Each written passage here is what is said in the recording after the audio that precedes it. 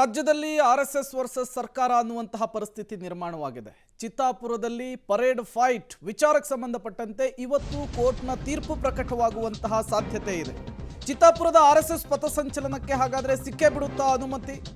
ಕಲಬುರಗಿ ಹೈಕೋರ್ಟ್ನ ಏಕಸದಸ್ಯ ಪೀಠದಲ್ಲಿ ಮತ್ತೆ ಇವತ್ತು ವಿಚಾರಣೆಯನ್ನು ಕೈಗೆತ್ತಿಕೊಳ್ಳಲಾಗ್ತಿದೆ. ನ್ಯಾಯಮೂರ್ತಿ ಕಮಲ್ ನೇತೃತ್ವದಲ್ಲಿ ಇವತ್ತು ಮತ್ತೊಮ್ಮೆ ವಿಚಾರಣೆ ಆಗುತ್ತೆ. ಆರ್ಎಸ್ಎಸ್ ಸೇರಿ 10 ಸಂಘಟನೆಗಳಿಂದ ಲಿಖಿತ ಹೇಳಿಕೆಯನ್ನು ಜಿಲ್ಲಾಡಳಿತ ಪಡೆದಿತ್ತು ಶಾಂತಿ ಸಭೆಯಲ್ಲಿ. ಕೋರ್ಟ್ಗೆ ಇವತ್ತು ಜಿಲ್ಲಾಡಳಿತ ಪರೇಡ್ ವಿಚಾರಕ್ಕೆ ವರದಿಯನ್ನು ಸಬ್ಮಿಟ್ ಮಾಡುತ್ತೆ. ಜಿಲ್ಲಾಡಳಿತದ ವರದಿ ವಾದ ಪ್ರತಿವಾದವನ್ನು ಆಲಿಸಿ ಕೋರ್ಟ್ ಒಂದು ಮಹತ್ವದ ನಿರ್ಧಾರವನ್ನು ಕೊಡುತ್ತೆ. ಸರ್ಕಾರದ ಪದ ಎಜಿ ಶಶಿಕಿರಣ್ ಶೆಟ್ಟಿ ಅವರು ವಾದವನ್ನು ಮಾಡಿಸ್ತಾರೆ. ಜೊತೆಗೆ ಆರ್ಎಸ್ಎಸ್ ಪರವಾಗಿ ಅರುಣ್ ಶ್ಯಾಮ್ ಅವರು ಇವತ್ತು ಕೂಡ ವಾದವನ್ನು ಮುಂದುವರಿಸ್ತಾರೆ. ವಾದ ಪ್ರತಿವಾದವನ್ನು ಆಲಿಸಿ ಜಿಲ್ಲಾಡಳಿತ ಕೊಟ್ಟಂತಹ ವರದಿಯನ್ನು ನೋಡಿ ಇವತ್ತೊಂದು ತೀರ್ಪನ್ನು ಚಿತ್ತಾಪುರದ ಪರೇಡ್ ವಿಚಾರದಲ್ಲಿ ಕೊಡುವಂತಹ ಸಾಧ್ಯತೆ ಇದೆ. ಹೈಕೋರ್ಟ್ 28ನೇ ತಾರೀಕು ಶಾಂತಿ ಸಭೆಯನ್ನು ನಡೆಸುವುದಕ್ಕೆ ಸೂಚನೆ ಕೊಟ್ಟಿತ್ತು. ಅಲ್ಲೂ ಕೂಡ ಗದ್ದಲ ಕೋಲಾಹಲ ಸೃಷ್ಟಿಯಾಯಿತು. ಶಾಂತಿ ಸಭೆ ಸಕ್ಸಸ್ ಆಗಲಿಲ್ಲ, ಒಮ್ಮತದ ನಿರ್ಧಾರಕ್ಕೆ ಬರಲಿಲ್ಲ. ಈಗ ಚೆಂಡು ಕೋರ್ಟ್ನ ಅಂಗಳದಲ್ಲಿದೆ. ಏನಾಗುತ್ತೆ ಅನ್ನುವಂತಹ ಕುತೂಹಲ ಇದೆ. ಅಂದುಕೊಂಡಂತೆ ನವೆಂಬರ್ 2ಕ್ಕೆ ಆರ್ಎಸ್ಎಸ್ ಪರೇಡನ್ನು ಮಾಡಿಯೇ ತೀರುತ್ತಾ ಅಥವಾ ಕೋರ್ಟ್ ಅದಕ್ಕೆ ಅವಕಾಶ ಕೊಡಲ್ವಾ? ಮಧ್ಯಾಹ್ನದ ನಂತರ ಉತ್ತರ ಸಿಗುತ್ತೆ. ಮತ್ತಷ್ಟು ಡೀಟೇಲ್ಸ್ ಕೊಡ್ತಾರೆ ಪ್ರವೀಣ್ ರೆಡ್ಡಿ, ನೇರ ಸಂಪರ್ಕದಲ್ಲಿ ಜಾಯಿನ್ ಆಗಿದ್ದಾರೆ. ಪ್ರವೀಣ್ ರೆಡ್ಡಿ, ಈಗ ಚೆಂಡು ಕೋರ್ಟ್ನ ಅಂಗಳದಲ್ಲಿದೆ.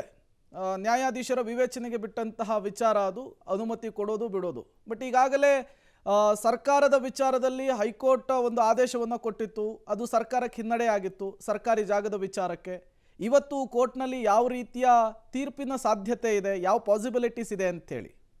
ಪ್ರೇಮ್, ಏನಂದ್ರೆ ಕಲಬುರಗಿಯ ಒಂದು ಚಿತ್ತಾಪುರದಲ್ಲಿ RSS ಪಥಸಂಚಲನ ನಡೆಯುತ್ತೋ ಇಲ್ವೋ ಅನ್ನೋದೀಗ ಪ್ರಶ್ನೆ ಆಗಿದೆ. ಸೊ ಇವತ್ತು 2:30ಕ್ಕೆ ಆ ಒಂದು ವಿಚಾರಣೆ ನಡೀತಾ ಇದೆ. ಸೊ ಇವತ್ತು ಪ್ರಮುಖವಾಗಿ ಏನಂದ್ರೆ RSS ಪರವಾಗಿ ವಾದ ಮಂಡಿಸಿರುವಂತಹ ಈಗ ಅರುಣ್ ಶ್ಯಾಮ್ ಅವರು ಈ ಹಿಂದೆ ಕೂಡ ಹೇಳಿದ್ರು, ಜಿಲ್ಲಾಡಳಿತ ಏನಂದ್ರೆ ಸುಮ್ಮನೆ ಏನಂದ್ರೆ ಕಾಲಹರಣ ಮಾಡ್ತಾ ಇದೆ, ದಿನಗಳನ್ನ ಮುಂದೂಡಿಕೆ ಮಾಡ್ತಾ ಇದೆ. ಒಂದು RSS ಪಥಸಂಚಲನ ಎಲ್ಲ ಕಡೆ ಮಾಡ್ತಾ ಇದೀವಿ, ಅದೇ ರೀತಿಯಾಗಿ ಕಲಬುರಗಿಯಲ್ಲೂ ಕೂಡ ಮಾಡ್ತೀವಿ.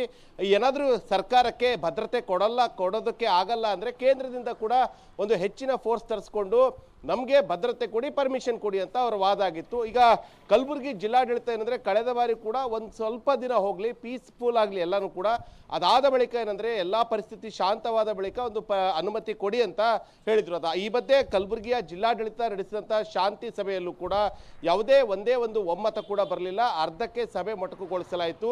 ಸೊ ಆ ಒಂದು ಸಭೆಯಲ್ಲಿ ಯಾರೆಲ್ಲರೂ ಕೂಡ ಏನು ಲಿಖಿತವಾಗಿ ಹೇಳಿಕೆಯನ್ನು ಕೊಟ್ಟಿದ್ದಾರೆ, ಆ ಲಿಖಿತವಾದಂತಹ ಹೇಳಿಕೆಗಳನ್ನ ಇವತ್ತು ಕಲಬುರಗಿಯ ಹೈಕೋರ್ಟ್ಗೆ ಇವತ್ತು ಸಲ್ಲಿಸಲಿದ್ದಾರೆ. ಪ್ರಮುಖವಾಗಿ ಈಗ ವಾದ ಪ್ರತಿವಾದ ಎರಡೂ ಕೂಡ ಆಲಿಸಲಿರುವಂತಹ ನ್ಯಾಯಾಲಯ ಬಹುತೇಕವಾಗಿ ಪ್ರತಿಯೊಂದು ಸಂಘಟನೆಗೂ ಕೂಡ ಒಂದೊಂದು ದಿನವನ್ನು ನಿಗದಿ ಮಾಡುವಂತಹ ಬಹುತೇಕ ಸಾಧ್ಯತೆ ಇದೆ. ಇನ್ನು ಆ ನವೆಂಬರ್ 2ರಂದು ನಮಗೆ ಅನುಮತಿ ಕೊಡಿ ಅಂತ ಈಗಾಗಲೇ RSSನವರು ಪಥಸಂಚಲನಕ್ಕೆ ಕೇಳಿದ್ದಾರೆ.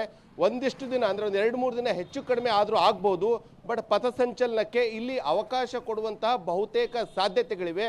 ಸೊ 2:30ಕ್ಕೆ ವಾದ ಪ್ರತಿವಾದ ಮತ್ತು ಕಲಬುರಗಿ ಜಿಲ್ಲಾಡಳಿತ ಕಾನೂನು ಸುವ್ಯವಸ್ಥೆ ಬಗ್ಗೆ ಕೊಟ್ಟಿರುವಂತಹ ವರದಿ ಇವೆಲ್ಲವನ್ನು ಕೂಡ ಆಲಿಸಿ ನ್ಯಾಯಮೂರ್ತಿಗಳು ತಮ್ಮ ಒಂದು ತೀರ್ಪನ್ನು ತಿಳಿಸಲಿದ್ದಾರೆ. Prem, okay, thank you Praveen Reddy ತಮ್ಮೆಲ್ಲ ಮಾಹಿತಿಗಾಗಿ. ನೋಡಿ, ಯಾವ ರೀತಿಯಾದಂಥ ಮಾನಸಿಕತೆ ಯಾವ ರೀತಿಯಾದಂಥದ್ದಿದೆ ಅನ್ನುವಂಥದ್ದನ್ನು ಗಮನಿಸ್ಕೊಳ್ಬೇಕಾಗಿದೆ ಇಲ್ಲಿ. ಯಾಕೆ ಅಂತಂದರೆ KGಹಳ್ಳಿ DGಹಳ್ಳಿಯಲ್ಲಿ ಜೊತೆಗೆ ಹುಬ್ಬಳ್ಳಿಯಲ್ಲಿ ಆದಂಥ ಗಲಭೆಗಳಿಗೆ ಸಂಬಂಧಪಟ್ಟಂತೆ ಪೊಲೀಸ್ ಸ್ಟೇಷನ್ಗೆ ಬೆಂಕಿ ಹಚ್ಚಿದಾಗ, ಪೊಲೀಸ್ ಸ್ಟೇಷನ್ನ ವಾಹನಗಳಿಗೆ ಬೆಂಕಿ ಹಚ್ಚಿದಾಗ, ಸಾರ್ವಜನಿಕ ಆಸ್ತಿಗಳನ್ನು ಹಾಳು ಮಾಡಿದಾಗ ಅವರ ಕೇಸ್ಗಳನ್ನೆಲ್ಲ ವಾಪಸ್ ಪಡೆಯುವಂಥ ಕೆಲಸವನ್ನು ಮಾಡ್ತಾರೆ. ಅಮಾಯಕರು ಅನ್ನುವಂಥ ಶಬ್ದವನ್ನು ಬಳಕೆ ಮಾಡ್ತಾರೆ. ಇಲ್ಲಿ ಪಥಸಂಚಲನ ವಿಚಾರದಲ್ಲಿ ಇಷ್ಟೊಂದೆಲ್ಲ ಮಾಡ್ತಾ ಇದ್ದಾರೆ ಅಂದರೆ ಮಾಡೋಕ್ಕೆ ಬೇರೆ ಕೆಲಸ ಇಲ್ವಾ? ಸ್ಥಳೀಯವಾಗಿರುವಂಥ ಜಿಲ್ಲಾಡಳಿತಕ್ಕೂ ಮತ್ತು ಸರ್ಕಾರಕ್ಕೂ ಮಾಡೋಕ್ಕೆ ಕೆಲಸನೇ ಇಲ್ಲ ಕಾಣಿಸುತ್ತೆ. ಅದಕ್ಕೆ ಈ ರೀತಿಯಾಗಿ ವರ್ತಿಸ್ತಾ ಇರೋದು. ಇಲ್ಲದೇ ಇದ್ರೆ ಹಿಂಗಿರ್ತಾ ಇರಲಿಲ್ವೇನೋ?